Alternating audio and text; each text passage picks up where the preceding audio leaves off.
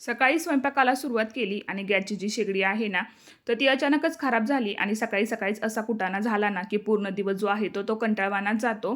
तर शेगडी जी आहे तर ती आधी रिपेअर करून घेतली. दुपारच्या जेवणामध्ये खूपच लेट झालं होतं, म्हणून साधा सिंपल असा मेनू जो आहे तो बनवला. आमच्यासाठी इथे मसाले भात तयार केला आणि जीविकासाठी जे आहेत ना, तर ब्रेड पकोडा बनवलं. त्यानंतरनं किचनची जी क्लिनिंग होती ती करून घेतली.